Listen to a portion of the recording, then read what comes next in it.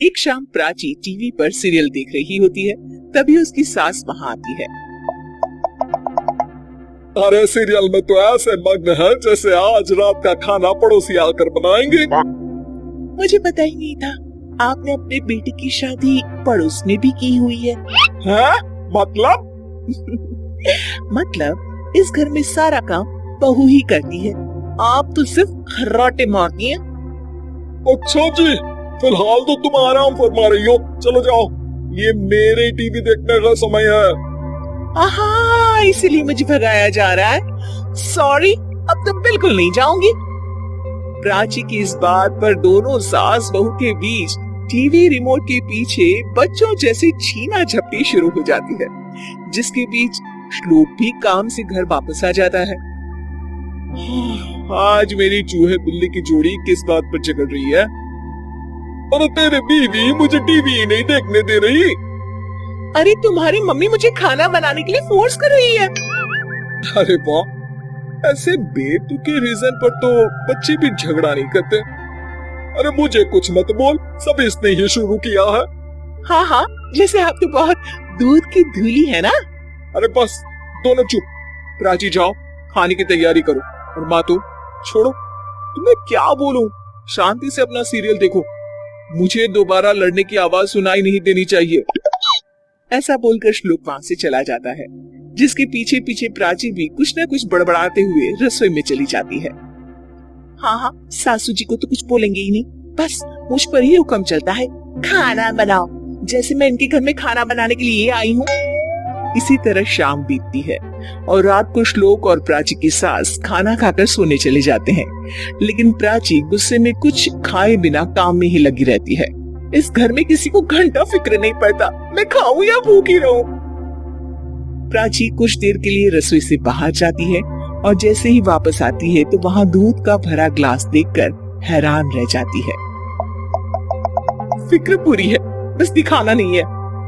प्राची दूध पीकर सोने चली जाती है और अगली सुबह एक बार फिर सास बहू का कार्टून नेटवर्क स्टार्ट हो जाता है। ये तुमने ही किया है। अरे अजीब जबरदस्ती है, मैं बोल रही हूँ मैंने कुछ नहीं किया। दोनों ने मिलकर पूरे घर को पागल खाना बनाया हुआ है। यहाँ कोई नॉर्मल इंसान तो रह ही नहीं सकता, इसीलिए अब पड़ोसी क्या रिश्तेदार भी घर आने से कतराते हैं। और सुन बेटे, तू भी चंगा, तेरी माँ भी चंगी, तेरी बीवी भी चंगी, रिश्तेदार। हाँ जी, आपको नहीं पता क्या, गंगाधर ही शक्तिमान है, रिश्तेदार ही। हाँ हाँ, बस समझ गया। कभी जानवरों जैसे लड़ेंगी तो कभी जुगलबंदी करेंगी। भाई मैं आप दोनों के बीच में नहीं फंसना चाहता। सास बहू की इस मनमौजी जोड़ी से परेशान होकर श्लोक अपना सिर खुजलाता वहां से चला जाता है। चलो अब मैं भी कीर्तन में जा रही हूँ। इस पर जैसे ही सास कमरे में अपना पर्स लेने जाती है तो वहाँ नाश्ते की प्लेट रखी देख मुस्कुराने लगती है और नाश्ता करके घर से बाहर निकलते हुए कुछ पैसे टेबल पर रख जाती है, जिसकी कुछ देर बाद सिलेंडर वाला घर आता है। ओ मुरी मैया, मैं सिलेंडर के बारे में तो बिल्कुल भूल ही गई थी। घर खर्च के सारे पैसे भी मम्मी के पास है और श्लोक से बोला तो उल्टा 4 बात सुनाएंगे। प्राची ये सोच ही रही होती है कि अचानक उसका चेहरा चमक उठता है और वो घर में आकर इधर उधर देखने लगती है।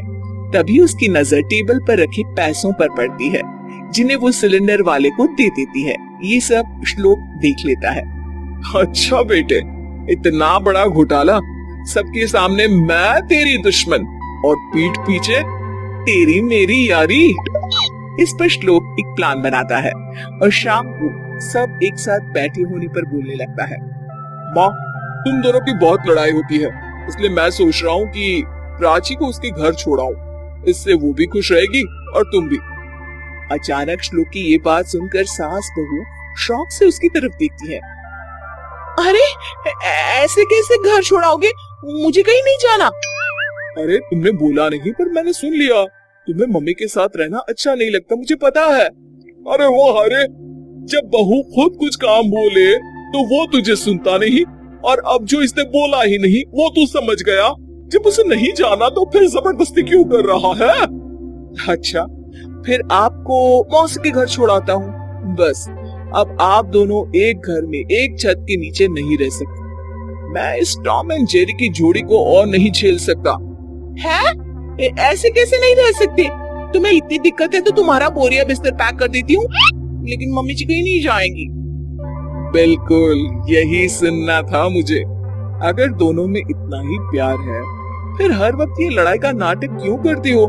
देखा मैंने कैसे माँ किचन में दूध रखती है और तुम उनके लिए कमरे में नाश्ता रखती हो, और कैसे वो पहले ही तुम्हारी दिक्कत समझकर घर में पैसे रखकर बाहर जाती है। अरे भाई, इतना ड्रामा तो डेली सोप में भी नहीं होता जितना तुम दोनों ने इस घर में फैलाया हुआ है। तू हमें टॉम एंड जेरी बोलता है ना, तो याद कर वो दोनों भी एक दूसरे को बाहर वालों की बुरी नजर से बचाने के लिए हमेशा सबके सामने लड़ते थे, लेकिन अकेले में दिक्कत के समय मदद भी तो करते थे। बस हमारा रिश्ता भी कुछ ऐसा ही है। और वैसे भी अगर सास बहू में तू मैं नहीं होती तो दुनिया वालों को कहानियां कैसे मिलेंगी?